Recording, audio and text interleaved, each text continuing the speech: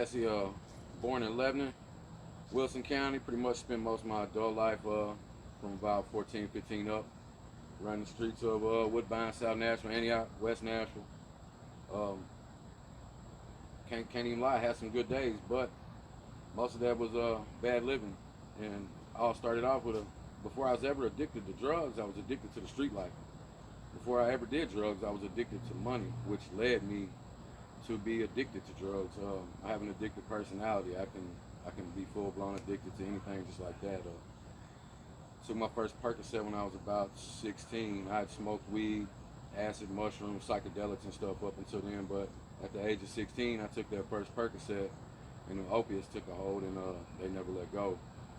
Um, went to back and forth, Lortabs, Percocets, Roxy's, Oxys, Opanas, all that mess.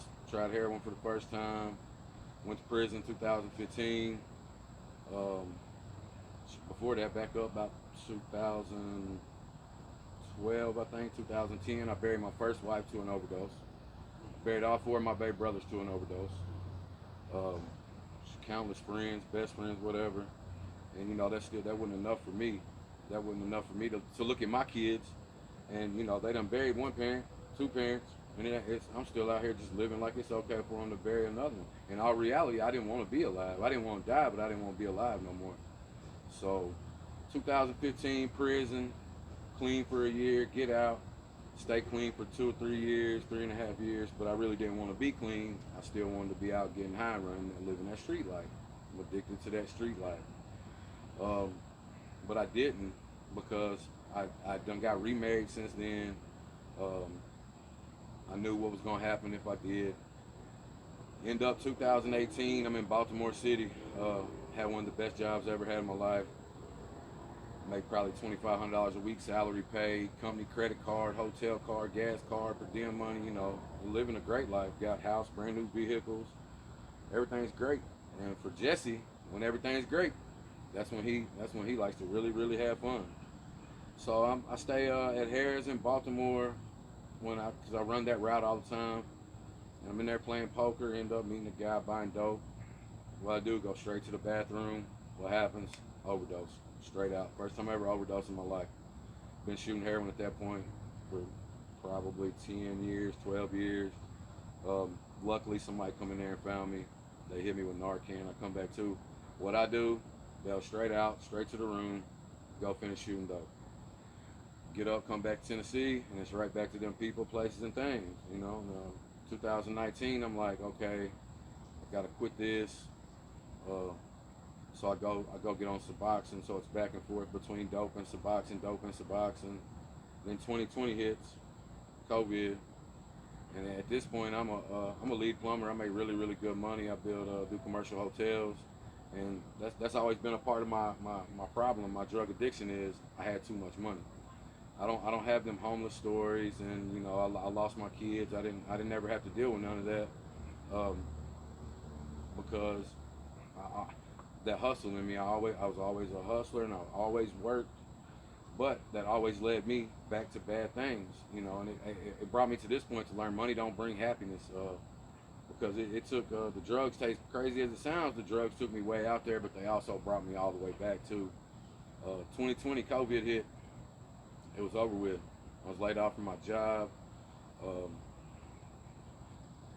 Still making good money either way though, and I shot right back out. And this time, I found out how much I never really done meth before, nothing like that. I'd done some cocaine in my teen years, but I really learned how much I loved shooting heroin, meth, and cocaine at the same time.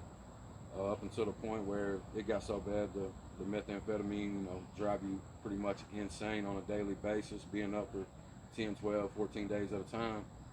Um, I'd be seeing people, and it's just it was insanity, unmanageability. My life had become unmanageable, and I didn't know what to do. So, try to kill myself 4 or 5 times shooting fentanyl dope, but I couldn't die because I kept mixing it with so much meth and cocaine.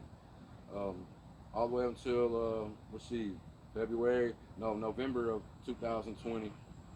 I did enough dope. I knew it was gonna kill me. I overdosed again. Went out for about 6 hours. Just luckily I came to, because nobody found me that time. Um, so I told God, at that point, I was like, okay, God, I'm sorry. I'm sorry for trying to be you. I don't know what you want me for, but here I am. I done seen so many people die doing 10 times less the amount of dope that I've done. I'm doing 10 times more, and I can't die. So, here, God, here I am. Take me, break me, mold me, shape me, use me for whatever you want me for. I don't know what it is, but show me. Still from November, December, January, the end of January, I ended up losing my house, losing all my vehicles, losing my wife and my kids of 7 years. This is my second marriage. And the last time I got high, and it was just heroin and cocaine, not even meth, but the cocaine was as good as the meth, making me have drug-induced psychosis episodes. And the last like 3 hours I was awake, I just couldn't do nothing but I laid there and I just cried and I prayed, and I begged God. Like, I'm on my knees looking up, and there's nobody here to save me but God. And please, God, save me. I will do anything you want from me, anything you want. I'll do anything you say. Show me. And that was on a Saturday. I went to sleep. I woke up. I started calling treatment centers that afternoon. They called me back on Monday morning, Tuesday morning. I got into a treatment the following week, the beginning of March, very beginning of March. Went to treatment, completed my program, and the whole time I was in treatment, they say you got to change these people, places, and things. And so I couldn't go back to Nashville. And, by God's grace and mercy, I sit right here in Nashville talking to y'all today. I do my recovery all in Nashville. And the funny thing about it is it's all in South Nashville and West Nashville. That's where I do all my recovery at. But I told everybody, if I go back to Nashville, I'm as good as dead, because I can't leave Nashville alone. It's just in me, and I love that street life.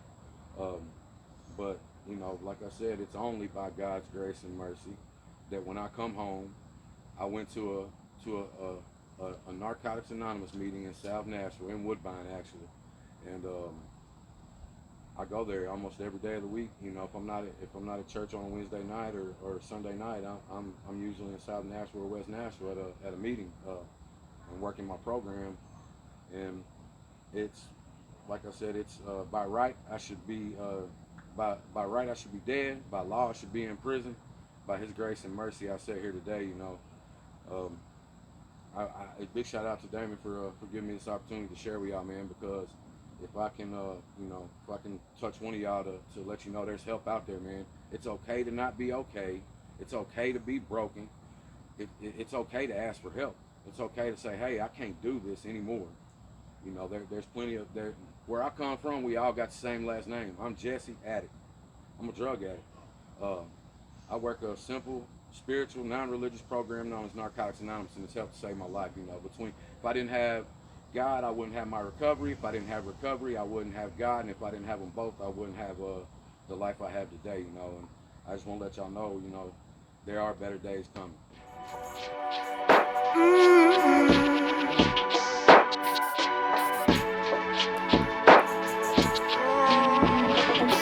Mama said that there'll be better days than time passed.